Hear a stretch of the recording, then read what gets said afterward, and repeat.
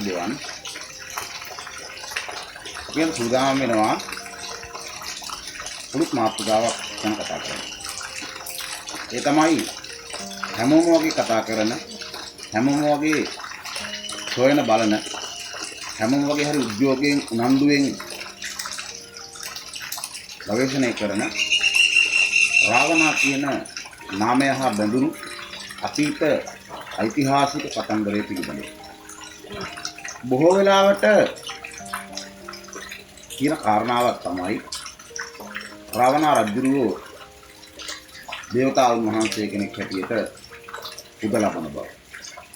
එහෙම නැත්නම් රාවණා රජුගේ නැවත තම සිහි මුර්ජාවෙන් නැගිටලා මේ ලංකා තලයට, ලෝක තලයට තමන්ගේ රාජකාරිය පිණිස තමන්ගේ බලය, ශක්තිය විහිදුවමින් මිනිසුන් අතරට පැමිණෙනවායි කියන කාරණාව. ඇත්තට මෙහෙම වෙනවා නම් හරි වටිනවා. නමුත් අපි ටිකක් කල්පනා කරන්න ඕනේ. අපි ටිකක් හිතලා බලන්න ඕනේ. රාවණා කියන නාමයත් එක්ක පට බැඳිලා තියෙන බොහෝ කරුණු කාරණා, විශේෂයෙන් යුද්ධමය සංග්‍රාමයන්, දේශාභිමානය, ජාත්‍යාලය, සිව්හෙළය, ඔය ආදී කරුණු කාරණා සමග බොහෝ වෙලාවට රාවණා කියන නාමයත් එක්ක මේ සම්බුද්ධ ශාසනය සමගාමී වීම ටිකක් අඩුයි.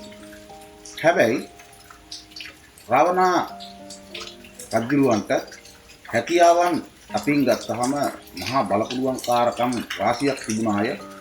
ඒ වගේම අති දැවැන්ත ඥාන සම්පත්තියක් තිබුණාය කියන කාරණාව බොහෝ වෙලාවට අපිට අහන්න දකින්න ලැබෙන කාරණාවක්. අන්න කියන කාරණාවන් එක්ක වෙදකම, හෙදකම ආදී වූ මෙන්න මේ කරුණු කාරණා රාශියක් මාතෘකාවට බඳුන් කරන්න පුළුවන්. ඓතිහාසික යුගයක සිට පැවතෙන මේ කරුණු කාරණාවල ඒ කියන්නා වූ දායාදයන් මේ මහ පොළවට, මේ භූමියට දායාද වූ දායාදයන් ඉතා විශාල ප්‍රමාණයක් අදටත් මේ භූමිතලයේ, මේ සමාජයේ ක්‍රියාත්මක වෙමින් පවතින. උන්වහන්සේ විසින් දඬු මොනරයක් පාවිච්චි කළාය. උන්වහන්සේ යුද්ධමය සංග්‍රාමයන් වලදී තාම සූක්ෂම, ඥානවන්ත, දක්ෂ, එඩිතර, නිර්භය ආදී කියනා වූ කරුණු කාරණාවන්ගේ සමන්විත වූ අය කියන කරුණ අදටත් මේ සමාජ තලයේ කතා බහට වගේම නොයෙකුත් සම්දිස්ථානවලදී භාවිතා වෙමින් පවතින බව දකින්න තියෙනවා. මෙන්න මේ සිංහල දේශය තුල, සිව්හෙළ දේශය තුල සිද්ධ වෙමින් පවතින වෙදකම රාවණා රජුගේ මූලික කාරණාවලදී ප්‍රධාන තැනක් ගන්නවා. මේ වෙදකම කියන කාරණාවේදී ඊටම වැදගත් වෙනවා.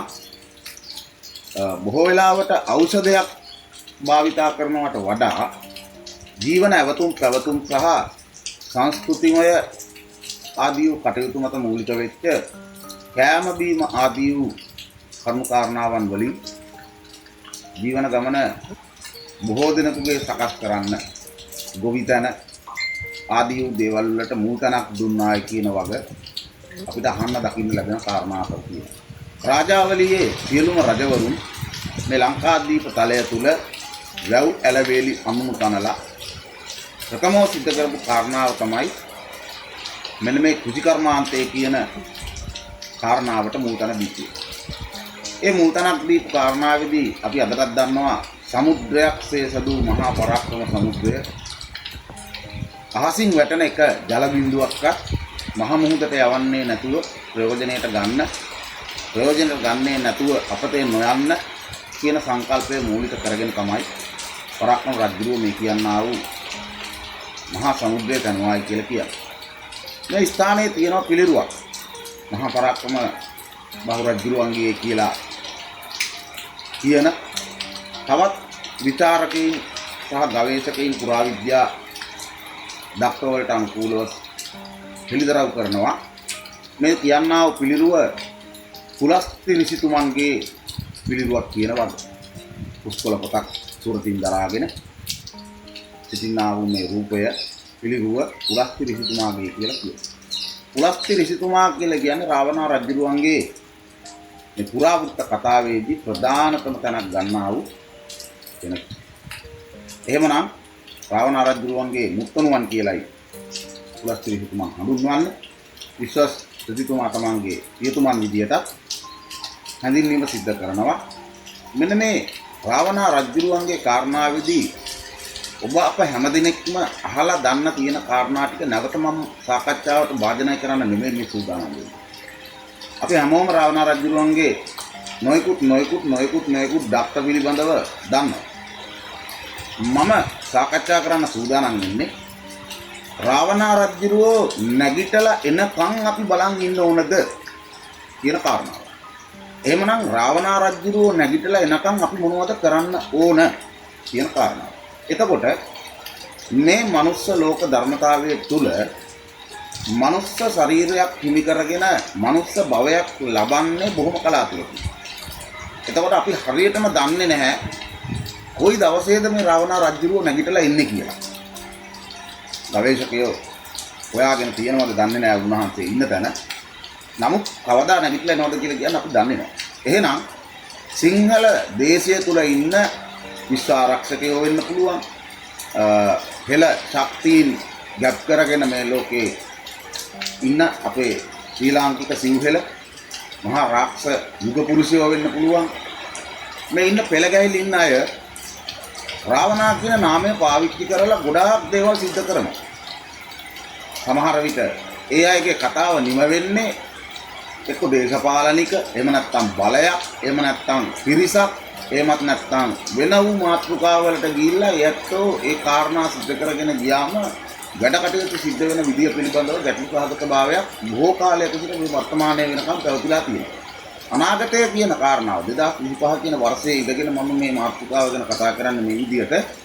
මම කියනවා රාවණා රජුරෝ නැගිටලා එනකන් අපි ඉන්න ඕන නැහැ. උන්වහන්සේ මේ ලෝකෙට දුන්නා වූ පණිවිඩය, දායාදය ගැප් කරගත් අපේ පුරුෂයෝ, යුග පුරුෂ ශක්ති විශ්වාරක්ෂක පුරුෂයෝ මේ කියන්නා වූ සේනාංකයේ සංවිධානය වෙලා අපි වැඩ කරන්නේ. මොනවද කරන්න තියෙන වැඩ? ලංකාව කියලා කියන්නේ ස්වකීය ස්වෛරීත්වයට ගොඩනගෙන්න පුළුවන් මාර්ගයක් විදියට කෘෂි කර්මාන්තය මූලික කරගෙන, වාරි කර්මාන්තය මූලික කරගෙන සංස්කෘතික ශිෂ්ටාචාරය ගොඩනගමු රටක්. මේ භූමියේ දේශීයත්වයට මූලික ස්ථානයක් ලැබිය යුතුයි කියන එකයි මගේ මේ මාතෘකාව. මොකද හැම දෙයකම විදේශීය මූලිකත්වයක් තියෙනවා. කෑමක්, බීමක්, ඇඳුමක්, පැළඳුමක්, ඖෂධයක් ඔය ආදී වශයෙන් ගත්තාම මේ සෑම කාරණාවකටම මුල් වෙන්නේ විදේශික භාවයක්. විදේශික භාවයක් මුල් වෙන්න අවශ්‍යද? එහෙමනම් අපිට පුළුවන් වෙන්න ඕනේ මේ ශිෂ්ටාචාරය ශ්‍රී ලංකාවේ තියෙන ශිෂ්ටාචාරය සිව්වැල ශිෂ්ටාචාරයක් බවට පත් කරගන්න. ඒකට අවශ්‍ය කරන බොහෝමයක් දේවල් තියෙනවා.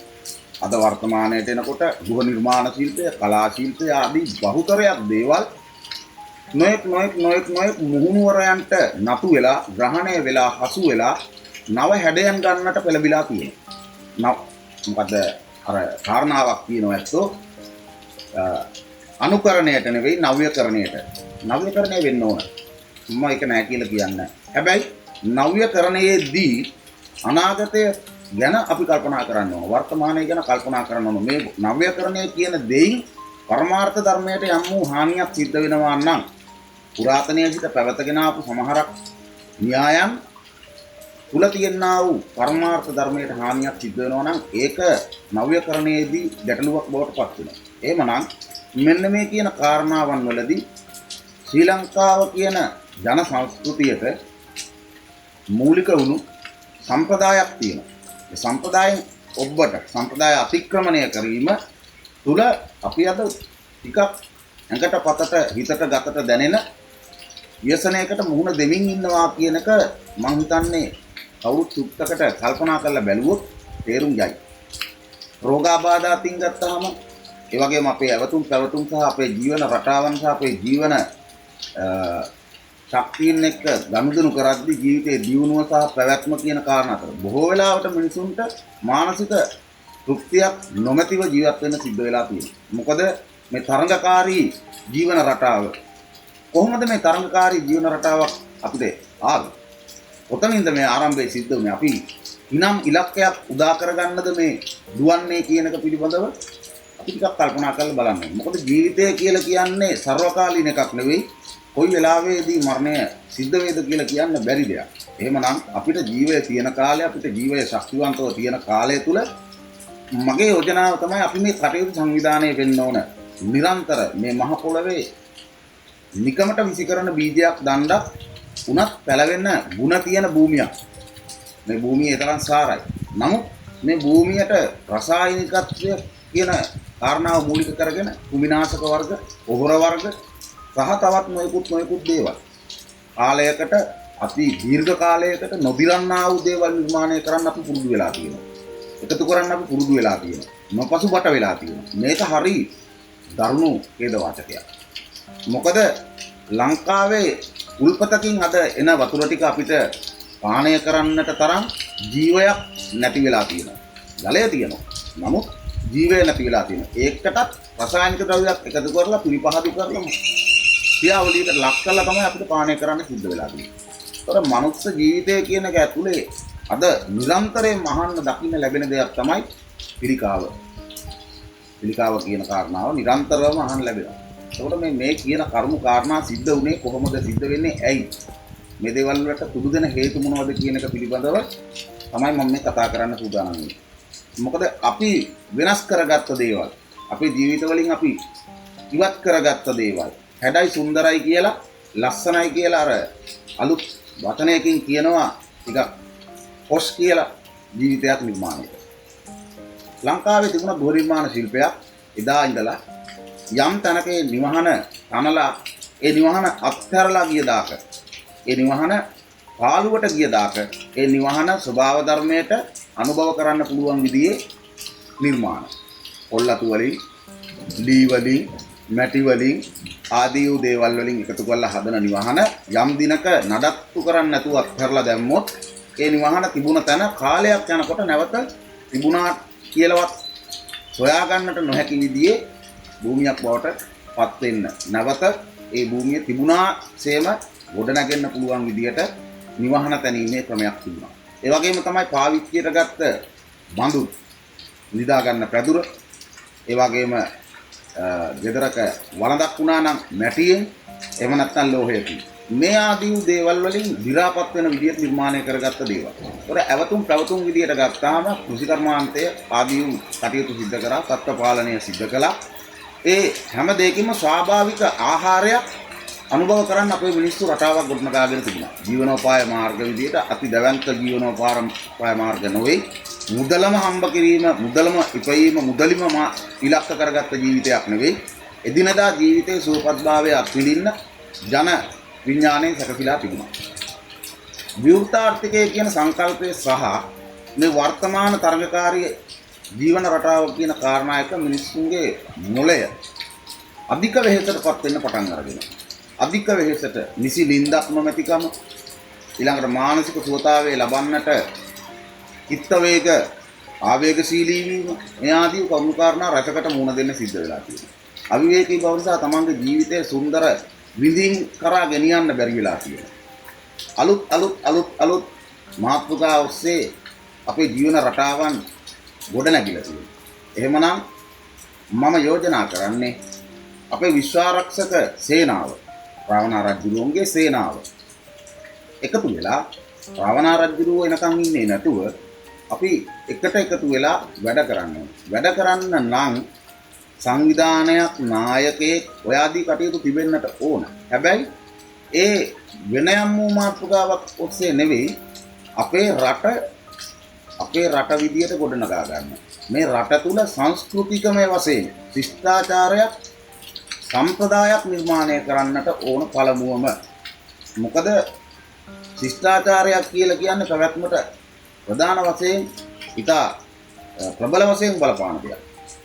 ඒ ජන ශිෂ්ටාචාරය ගොඩනගෙන විදි ක්‍රමය අනුව තමයි මේ ගමනය සිද්ධ වෙන්නේ. එහෙමනම් අපේ රට තුල තියෙනවා මේ රට බුදුන්ගේ දේශය ලෝතුරා සම්මා සම්බුදුරජාණන් වහන්සේගේ ධර්මය මතුවට පවතින රැකෙන භූමිය බවට තවමත් අපේ රටේ ക്ഷേම භූමියක් බවට පත් කරගන්න වටිනාකම් බොහෝමයක් තියෙනවා. හැබැයි විදේශීය හස්තයන් ක්‍රියාත්මක වෙන්නේ ප්‍රබල ලෙස නෙවෙයි. 48 දී මේ ලංකාවට නිදහස දීලා ගියා කියලා කිව්වට මේ රටට නිදහස කියලා දීලා තියෙන්නේ නාමයක් විතරයි. හැබැයි මගේ විශ්වාසයක් තියෙනවා මට ලිඛිතව තාම හමු වෙලා නැහැ. මේ රට 99 වර්ෂයකට වද්දකටයි යටත් කළේ කියලා. මොකද 2047 දී මේ රට ගොඩනගන්න සමහරු කතා කරනවා. ඒකෙන් කියවෙනවා 99 අවුරුද්දකට මේ රට බද්දකට දීලා තියෙනවා කියන එක. හිතලා කල්පනා කරලා බලුවාම ඉතින් ඒ නිසා මේ රට බොහොම සූක්ෂම ආකාරයට මිනිස්සුන්ගේ ජන විඥාණය ඒ වගේම සිංහල DNA ඥාන පද්ධතිය ඥාන වගා විනාශ කිරීම ඔය ආදී කරුණු රසක් සිද්ධ වෙමින් පවතිනවා. රෝගය කියන දේ මහා පරාසයකට පුරුල් කරලා ඒ පරාසය තුළ රෝගයට මිනිසුන් නතු කරලා ඉවරයි. ඖෂධය කියන දේට නතු කරලා ඉවරයි. කෑම කියන දේ පිළිබඳව අලුත් කෑම වර්ග අලුත් විදියට නිර්මාණය කිරීම අධික ලෙස තෙල් කෑම ඒ වගේ නොයෙකුත් දේවල් නිර්මාණය වෙමින් ඇවිල්ලා අද මුල් බැසගෙන රුක්ත ගස් බවට පත් වෙලා ඉවරයි. ඒ නිසා අපි නැවත දේශීය වෛද්‍ය ක්‍රමය ආයුර්වේද කියන නම නෙමෙයි දේශීය වෛද්‍ය ක්‍රමයට පනපවන්න ඕන. ඒ වගේම තමයි ස්වදේශීයත්වයට මුල් තැන දෙන්න ස්වදේශීයත්වය වර්ධනය කරගන්න, රෝපණය කරගන්න, රැකගන්න. මේ කර්ම කාරණා සිද්ධ වෙන්න ඕන. ඒ නිසා ඉලක්ක සහගතව සිද්ධ වෙන සමහරක් ක්‍රියාවලීන් රටේ නායකයාගේ ඉඳලම පහළට එනකම්ම මේ සියලු දෙනාගේම නොයෙකුත් ඉලක්ක සහගත ක්‍රියාවලීන් සිද්ධ වෙනවා. දැන් වර්ෂ ගාණක් තිස්සේ අපේ මිනිස්සු බලාපොරොත්තු රහිතව කරන කාරණා සිද්ධ කරන්න සිද්ධ වෙලා තියෙනවා. ඒකෙන් කියවෙන්නේ මෙහෙම කාරණාවක්. හරියට නිකන් අර ඉඟුරු දීලා මිරිස් ගත්තා වගේ. ගැහි ගෑණි දීලා හොටු ගෑණි ගත්තා වගේ. රැවටීමකට ලක් වෙන්න සිද්ධ වෙලා තියෙනවා. මේ කෙනා නැත්තම් ඒ කෙනා අපිට මේ රට එක්සේසත් කරලා මේ රටට යහපත ගෙනත් දීලා මේ රටේ ජනසින්දායක ජීවිතයක් උදා කරගන්න දෙයි කියලා බලාපොරොත්තුවක් වෙනවා. නමුත් මේ කිසිම කෙනෙක් ඒ කාරණාව සිද්ධ කරන්නේ නැහැ. ඒ නිසා බොහෝ ඇත්තෝ සිංහල රජෙක් වෙනකම් බලාගෙන ඉන්නවා. පුංචි කාරණාවක් කියන්නම්. සමහර විට මේ අවසාන මහජන මතය මැතිවරණය වෙන්න පුළුවන් තිබුණා. මින් ඉදිරියට ලංකා භූමියේ මැතිවරණ නොතිබෙන්න පුළුවන්. හොඳට මතක තියාගන්න. මේ රටේ රාජ්‍ය නිර්ණය ක්‍රමයක් තියෙනවා. මැතිවරණයකින් මහජන මතයකින් සම්මත නොවන දිනයක මගුල් හස්තියා විසින් නමස්කාර කරන කෙනෙකුන් රාජ සිංහාසනයේ වාඩි කරවන්න පුළුවන්. ඒ ගැන එතනින් මම නවත්තන්නම්. දෙමිහිට අධ්‍යයනය කරන්න. සමහර විටක ඔබ මම නොහිතන පුද්ගලයෙක් මංගල හස්තියාගේ නමස්කාරයෙන් සිංහාසනයට එන්න ඉඩ තියෙනවා. ඒ නිසා මේ සිද්ධ වෙන සෑම දෙයක්ම මිනිසුන්ගේ අභිවෘද්ධිය ජනතාව වෙච්ච අපේ යහපත පිණිස අපේ අනාගත දරු පරපුරේ යහපත පිණිස අනාගත ශ්‍රී ලංකා දේශයේ අභිවෘද්ධිය පිණිස කටයුතු කරනවා කියන කාරණාව කිසිම තැනකදී කිසිම හේතුවක් මතවත් අපිට සන්තෝෂයට උදා කරගන්න හැකියාවක් වෙලා නැහැ. ඒ නිසා මහා ලොකු විද්‍යාවන් ගැන නෙමෙයි, මහා ලොකු බලයන් ගැන නෙවෙයි, මහා ලොකු සූක්ෂම ශාස්ත්‍රයන් ගැන නෙවෙයි, ශාස්ත්‍රයන් ගැන නෙවෙයි මම මේ කතා කරන්නේ. අපිට සාමාන්‍ය මිනිස් කොට්ටාසයක් විදියට නිර්මාණය වෙන්න පුළුවන් විදියක් ගැනයි මම මේ කතා කරන්නේ. මොකද රාවණා රජුරෝ කියන සංකල්පයට එන්න නම් අපි ඉස්සෙල්ලා ස්වදේශත්වය ශ්‍රී ලංකාවේ අභිමානය විදියට අපේකම වැඩි දියුණු කරගන්නවා. අපේ මිනිස්සුන්ගේ අතර තිබුණු එකමුතුකම අද නැති වෙලා. ඉස්සර දානකට පින්කමකට මලගෙදරකට අත්‍යවශ්‍ය කාරණාවකට ගමේ අය එකතු වෙලා තම තමන්ගේ ශක්ති ප්‍රමාණයෙන් ඒ ස්ථාන අලංකාර කර ගැනීම, සකසා ගැනීම, ආහාර පාන ආදී, කැවිලි පෙවිලි ආදී මේ සියල්ල සිද්ධ කරගත්තේ අපේ මිනිස්සු. අද මේ හැම දෙයක්ම වෘත්තියක් බවට පත් වෙලා. එතකොට මඩුවක් හදාගන්න, එවණක් හදාගන්න, අලංකාර කරගන්න, කැවිලි පෙවිලි ටිකක් හදාගන්න. අද කැවිලි පෙවිලි කියන දේවල් ගවල හදන්නේ නැහැ බොහෝ දුරට. කරන්නේ කඩේට ගිහිල්ලා අවශ්‍ය ප්‍රමාණයට මිලදී ගන්න එක කියලා. මුදල් හම්බ කරලා තිබුණොත් ඕන දෙයක් කරන්න පුළුවන් කියන කාරණාවක් තමයි අද තියෙන්නේ. හැබැයි මුදලට කරන්න බැරි ගොඩාක් දේවල් තියෙනවා. මුදලෙන් කියන මාධ්‍යයෙන් ජීවිතේ කරන්න බැරි ගොඩාක් දේවල් තියෙනවා. ඒ නිසා අපි ජන විඥාණය තුල බොහෝ වටිනාකම් අපිට අහිමි වෙලා ගිහිල්ලා තියෙනවා. ඒ නිසා අපේ ඉරිස එකමුතු වෙන්න ඕනේ. අද තවත් මිනිස්සෙගේ දියුණුවට කල සතුටු වෙන්න බැරි බවක් උදා වෙලා තියෙනවා. හැබැයි අපි රාවණ රජුරු වෙනකම් බලාගෙන ඉන්නවා. තවත් මිනිස්සෙකුට උදව්වක් කරන්න ඒ මිනිස්සගේ තත්ත්වයේ තරාතිරම ඒ මිනිස්සගේ පරණ කැරක්ටර් හොයලා බලන්න අපි පුරුදු වෙලා තියෙනවා. හැබැයි අපි රාවණ රජුරු වෙනකම් බලාගෙන ඉන්නවා. රාවණ රජුරු ආපු දවසට ඔය ටික කොහොම වෙයිද දන්නේ නැහැ. රාවණ රජුරුවන්ගේ ප්‍රශ්න අහයිද දන්නේ නැහැ. කොහේ ඉඳලා දාවේ මෙච්චර කල් මොකද්ද කරේ ඇයි ආවේ නැත්තේ? ඒ වගේ අහන්න පුළුවන්. මොකද අපේ මිනිස්සුන්ගේ ජන විඥානය හරි අමුතු තැනකට ඇවිල්ලා. ප්‍රබුද්ධ බවක් නැහැ. අපේ කරන්නෝ කියපු උපහරණවල තියෙන සමහර වටිනාකම් අද වර්තමාන සමාජයේ ඇත්තෝ උකහා ගන්නෙ නැහැ. ඒ කාලේ වගේ නෙවෙයි මේ කාලේ කියන අලුත් සංකල්පය මත තමයි සියලු දේ සිද්ධ වෙන්නේ. හැබැයි එවකට හිටපු අපේ වැඩිහිටිය ඇත්තෝ ඉන්නවා තාම මුතුන් මිත්තෝ තාම ඉන්න ඇත්තෝ ඉන්නවා. ඒ ඇත්තොන්ගෙන් අහලා බැලුවොත් මේ රට සුන්දර වුණේ කොහොමද කියන කාරණා අපිට දැනගන්න පුළුවන්. බැරි කමක් නැහැ. හැබැයි ගොඩක් දෙනෙක් උත්සාහ කරන්නේ සුන්දරත්වය කියන දේ නිර්මාණය කරගන්න අලුත් ක්‍රම පාවිච්චි කරන්නේ. ඉතින් පින්කම් ගෙදරක වැඩ ටික කරගන්න නොදන්න ගෙදර ගුවමූලිකේ මලගමක වතාවත් ටික වත්පිළිවෙත් ටික කරගන්න නොදන්න ගුවමූලිකේ මංගල්‍යයක චාරිත්‍ර වාරිත්‍ර ආදී කොට ගත්තා වූ සිරිත් විරිත් ක්‍රම ටික පිළිවෙල සිද්ධ කරගන්න දන්නේ නැති ගුවමූලිකේ ඒ වගේම වෙනයම් වූ ජීවිතයේ අත්‍යවශ්‍ය කාරණාවකදී කටයුතු මූලික කරගන්න ඕන, පෙළ ගැසෙන්න ඕන, කොයි විදියටද කියලා දන්නේ නැති ගෘහමූලිකයෙක් බිහි වෙලා වැඩක් නැහැ. තමන්ගේ පවුලට, තමන්ගේ දරුවන්ට හොඳ තාත්තා කෙනෙක් වෙන්න, ගෘහමූලිකයෙක් වෙන්න පුළුවන්කමක් තියෙන්න ඕන පළමුව. ඉන් අනතුරුව තමයි රට පාලනය කරන්න පුළුවන්ද කියලා බලන්න වෙන්නේ. සමහර වෙලාවට තමන්ගේ ජීවිතේ තමන්ට පිළිවෙලක් කරගන්න බැරි, තමන්ගේ ජීවිතේ තමන්ට පෙළ ගැස්මක් ගොඩනගා ගන්න බැරි පුද්ගලයෝ රට හදන්න යනවා. අපි තමයි නායකයෝ, අපි තමයි කෙරුම්කාරයෝ කියලා. ඊට කලින් තමන් බලන්න තමන්ගේ පැත්තට හැරිලා තමන්ට මොනවද කරන්න පුළුවන් කියලා. මගේ පුංචි අදහසක් තියෙනවා මෙන්න මේ විදිහට. ඕනෑම මිනිස්සෙකගේ ඇතුළාන්තයේ රාවණා කෙනෙක් ඉන්න පුළුවන්. ලෞතර බුදුරජාණන් වහන්සේ දේශනා කරනවා කෙනෙක් ධර්මයේ දැක්කද ඒක නම් මම දැක්කා වගේ තමයි කියන්නේ. එහෙනම් අප හැම කෙනෙක්ගේම ඇතුළාන්තයේ රාවණා කෙනෙක් ඉන්න පුළුවන්. සංකල්පේ ජීවමාන කරන්න පුළුවන්. එහෙනම් අපේ සිංහල දේවල් වලට අපි ආදරය කරන්න ඕන. අපේ සිංහල දේශයේ තියෙන වටිනාකම් වලට අපි ආදරය කරන්න ඕන. ආදරය කර කර විතරක් ඉඳලා හරියන්නේ නැහැ. එහෙනම් ඒ ආදරය කරන්නා වූ දේවල් අපි වර්ධනය කරන්න ඕන. වර්ධනය කරලා මේ සමාජය තුළ ඒක ව්‍යාප්ත කරන්න අපි උත්සාහ කරන්න ඕන. බලය කියන දෙයට කෑදර නොවි, බලය කියන දෙයටම මාර්ගයේ නොතනා අපි ඒක පුද්ගලික වශයෙන් වුණත් ඉන්නා වූ ශක්තියින් නිර්මාණය කරගෙන මේ මහ පොළොව උඩ දවන්ත ප්‍රවාහයක් සංඝ වේද ගුරු ගොවි කම්කරු කියන පංච මහා ප්‍රවාහය වගේ ඊටත් වඩා බලවත් කරන්න පුළුවන් විදිහේ කාරණාවක් මූලික කරගන්න. එහෙමනම් නිතරම අනිත් මිනිස්සුන්ගේ වැරදි හොය ඉන්නේ නැතුව තමන්ගේ ඇහි තියෙන පොල්පරාලේ බලන්න පුරුදු වුණොත් මම හිතනවා අපිට පුළුවන් වෙයි සිංහල දේශය ගොඩනගා ගන්න. නිරන්තරවම අපි අපේ සමහර දේවල් මේ ලෝකයට නිදහස් කරන්න, ලෝකයට නිකුත් කරන්න, ලෝකයට දැනුවත් කරන්න අපි උත්සුක වෙනවා. උත්තක් එහෙම වුණොත් එහෙම එතනින් ඒ දේ නිමා කරලා දාන්න, ඒක එතනින් කෙලවර කරලා දාන්න අපිට පුළුවන්කම තියෙනවා.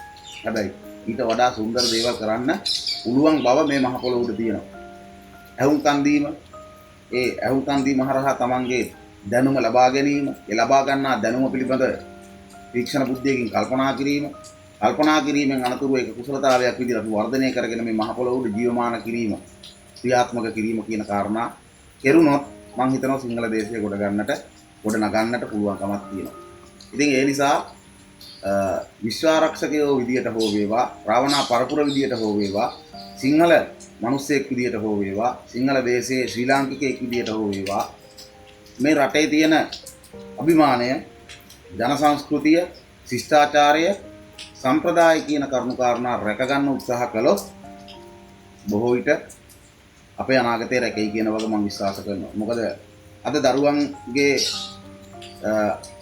හැසිරීම් දිහා බැලුවාම, සමහර දරුවන්ගේ හැසිරීම් දිහා බැලුවාම ඇත්තටම අනාගතේ මොන වගේ වේවිද කියලා කියන ටිකක් අමාරුයි.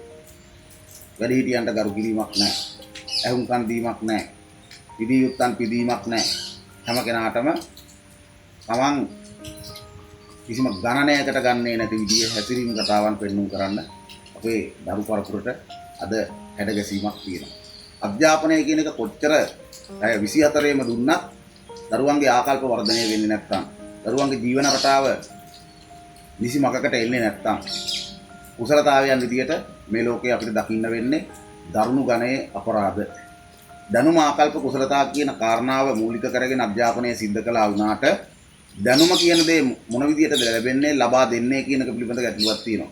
ගණිතයෙන් පරතරයට ගියාට, විද්‍යාවෙන් පරතරයට ගියාට, වෙනත් වූ විෂයකින් පරතරයට ගියාට ඉලෙක්ට්‍රෝන විද්‍යාව එහෙම නැත්නම් නව ඩිජිටල් ලෝකයේ කියන තැනට ඥානය දියුණු වුණාට ඒ අතුලාන්තයේ කුසල ධර්මයක් විදියට කුසලානිසංශයක් විදියට කියන්නට නම් ඒ මනුස්ස ජීවිතය ඇතුලේ ඒ දරුවන්ගේ ජීවිතය ඇතුලේ කුසලතාවයක් වර්ධනය වෙන්න ඕනේ. ආකල්පය වර්ධනය වෙන්න ඕනේ. ආකල්පය වර්ධනය වුණාමයි කුසලතාවය වර්ධනය වෙන්නේ. එහෙමනම් ආකල්ප වශයෙන් ගොඩනගෙන්න අද දහම් පාසල් අධ්‍යාපනයේ තියෙනවා.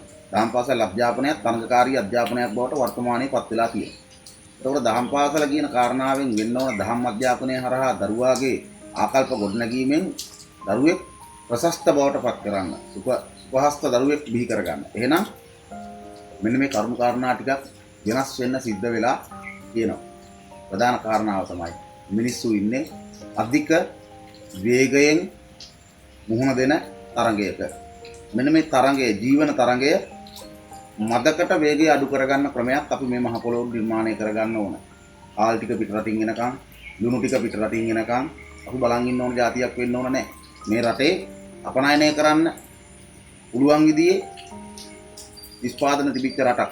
පෙරදිග ධාන්‍යාගාරය කියලා කිව්වේ නිකන් නෙවෙයි.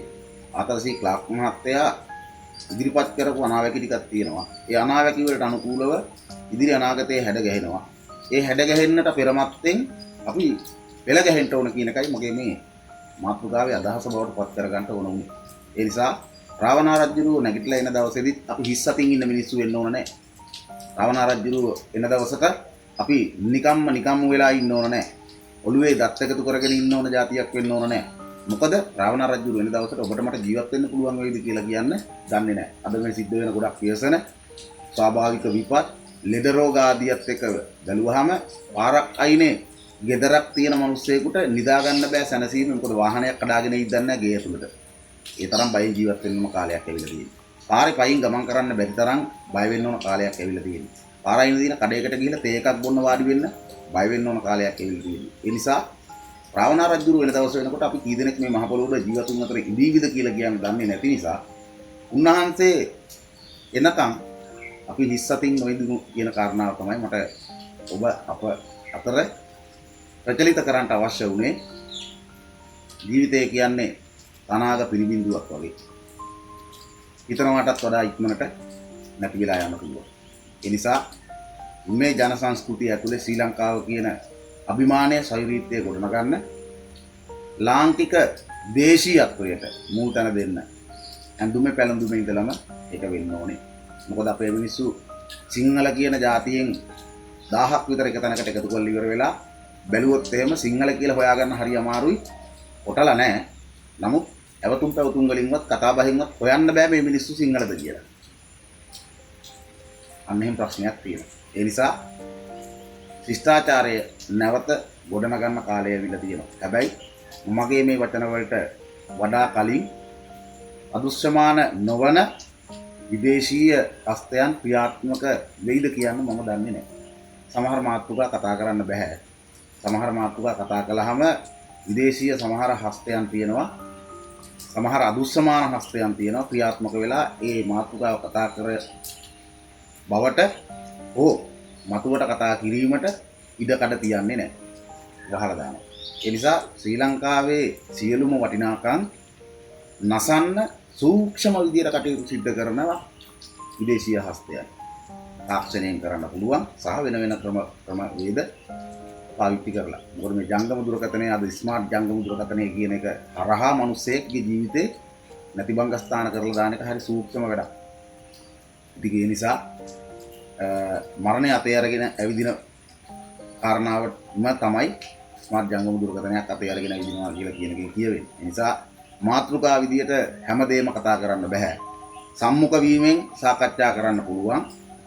මාධ්‍යයක් ඔස්සේ ප්‍රකාශ කරලා ලෝකයට පණිවිඩ දෙන එක ලේසි පහසු වැඩක් නෙවෙයි. ඒ නිසා පරිස්සම් ඇතුව කරන්න ඕන වැඩක් සමහර මාතෘකා කතා කරන එක. ඒ නිසා පරක්කු වෙන්නේ නැතුව, ප්‍රමාද වෙන්නේ නැතුව අපි කවුරුත් මේ කටයුතු වලට පුළුවන් විදියට අපේ සිංහලකම රැක ගන්න, අපේ දේශීයත්වය ස්වදේශීයත්වය රැක ගන්න, ඒ ස්වදේශීයත්වයට වටිනාකමක් ඇති කරන්න මහන්සි වෙමු කියන එක සිහිපත් කරනවා. දැනට ටිකක් හරි ඉතුරු වෙලා තියෙනවා අපේ සංස්කෘතිය. අන්නේ තියෙන ටිකට තව ටිකක් පෝෂණය දීලා, රැකවරණය දීලා පුළුවන් තරම් ජීවය දෙමු කියන එක මගේ අදහස. රාවණා රජුරුව නැගිටලා එන දවසටත් අපි හිස්සති නොයිවිමු කියන කාරණාවයි මගේ අදහස බවට පත් වුණේ. සංක්ෂිප්ත වූ මාතෘකාවක් විදිහට මේ කරුණු කාරණා ටික සාකච්ඡා කළේ. ප්‍රධාන මාතෘකාවක් විදිහට අරගෙන මේ කිසිම දෙයක් පිළිබඳව වැඩිදුරට විස්තර කරන්න ගියේ නෑ. මොකද මේ පිළිබඳව බොහෝ දෙනෙක් බොහෝ අදහස් පළ කරලා තියෙනවා. ඒ නිසා ඒ අදහස්ම නැවත මම ප්‍රකාශ කිරීම අවශ්‍ය වෙන්නේ නැති නිසා මම මේ මාතෘකාව සංක්ෂිප්තයක් විදිහට අරගෙන සාකච්ඡාවට බඳුන් කළේ. අපි ලේසියෙන් හොයන්න පුළුවන් දේවල් වලට වඩා, අමාරුවෙන් හොයන්න පුළුවන් දේවල් වලට වඩා මේ කටයුතු වල නියැලෙමින් ඒ කටයුතු වලට ජීවය දුන්නොත් කවදා හරි දවසක මේ ශ්‍රී ලංකාවේ රාවණා පරපුර ජීවමාන වේවි කියන මතය අදහස මගේ ළඟ තියෙනවා. ඒක අද ඊයේ නෙවෙයි, බොහෝ කාලයක් තිස්සේ මම මේ කාරණාවේ සොයා බැලීම් කරලා හිතලා මතලා කල්පනා කරලා බලලා තෝරගත්ත දේවල් ටික තව බොහෝ කරුණු තියෙනවා මාධ්‍ය ප්‍රකාශ කරන්නට බැරි. මොකද සමහර දේවල් තියෙනවා දැනුම විදියට එළියට ගියොත් ඒ දේවල් වෙන වෙන අයගේ දැනුම බවට පත් වෙලා ඒ අය ක්‍රියාත්මක වුණොත් මේ ලංකා දේශයේ සිද්ධ වෙන දේ පිළිබඳව හිතා ගන්න බෑ. ඔයලා බලන්න ලංකාවේ හිටපු දක්ෂයෝ ප්‍රවීණයෝ අරගෙන ගිහිල්ලා මොලය ගලවලා අරගෙන පරීක්ෂා කරලා බලපු වෙලාවලු තියෙනවා. තාමත් අපේ රටේ මිනිස්සු සමහර තැන්වල හිර වෙලා ඉන්නවා. හොඳම පුස්කොළ තිබිච්ච වටිනාකම් සහිත දක්ත සමහර තැන්වල ගබඩාවල තියෙනවා. සමහර නායකයෝ මේ රටේ තිබුණු වටිනම දේවල් වෙන වෙන මිනිස්සුන්ට වෙන වෙන රටවල් වලට විකුණන්න පුදුමාකාර විදියට මහන්සි වුණා. සමහර ඒවා විකුණලා ඉවරයි. කුංචි කාරණාවක් කියලා මම අතර වෙන්න හදන්නේ. මේ මහ පොළවේ තියෙන නිදන් ගන්න හරි ආසයිනේ කට්ටිය. මේ මහ පොළවේ තියෙන නිදන් ටික තියෙනකන් විතරයි කවදා හරි දවසක් වෙනකන් මේ මහ පොළවේ වටිනාකම තියෙන්නේ. ඒ නිදන් තියෙන්නේ පොළවේ තියෙන නිසා. නිදානයක් තියෙන භූමියක් වටිනවා තමයි. ඒ වටිනා භූමියේ නිදානේ තියෙන්න ඕන තමයි. නිදානය මහ පොළවේ උඩට අරගෙන කාලා දීලා භුක්ති විඳලා ඉවර කරලා දැම්මට පස්සේ මේ මහ පොළොව නිකන් හිස් එකක් බවට පත් වෙනවා. ඒක කරන්න එපා. මොනතරම් හැකියාවල් තිබුණත්, මොනතරම් උරුමකාරකම් තිබුණත් නිදන් කියන ඒවා ගොඩ දාලා ජීවිත සුන්දර කරන්න හිතන්න එපා. මොකද මේ භූමියේ තියෙන්න ඕන දේවල් තියෙන්න ඕන. කෙනෙක් කියයි බැරි දවසක හරි පුළුවන් දවසක හරි ගන්න තමයි මේව වල දාලා තියෙන්නේ කියලා. එහෙනම් ඔච්චර අමාරුවෙන් ගන්න ඕනේ නැහැ. පයේ හැපිලා උරුමකාරයට ලැබෙන්න ඕන. ඒකයි මගේ මතය. ඒ නිසා නිදන් අරගෙන සදාකල් සපසුක විහරණය ගොඩනගා ගත්ත මිනිස්සු මං හිතන්නේ නැතුව ඇති. මට නම් හම් වෙලා නැහැ මෙච්චර කාලයකට. ඒ නිසා මේ මහ පොළවේ තියෙන වටිනාකම් ටික ඉතුරු කරලා තියන්න උත්සාහ කරන්න කියන වගේ ඉල්ලීමක් විදියට සිද්ධ කරනවා. පරජාන වලින් බිහි වෙච්ච කළු සුද්දෝ මේ ලංකාවේ ඕන තරම් ඉන්නවා. උන්ට මේවා අත පහකටවත් වටිනාකම් නැති වෙන්න පුළුවන්. මට hina වෙන්න පුළුවන්. මට චෝදනා කරන්න පුළුවන්. නමුත් මේ රටේ ඉන්නවා ඔරිජිනල් කියන තැනට කියන්න පුළුවන් විදිහේ නියම සිංහල ජාන වලින් ඉපදිච්ච යුග පුරුෂයෝ ටිකක්. අන්න ඒ ඇත්තොන්ගේ හදවතටයි විඥාණයටයි මම මේ කතා කළේ. එහෙමනම් සිංහල දේශය, සිංහල දේශය ලෙසින් නැගිටවන්න ශෛරීත්වය ගොඩනගන්න, අභිමානය ගොඩනගන්න.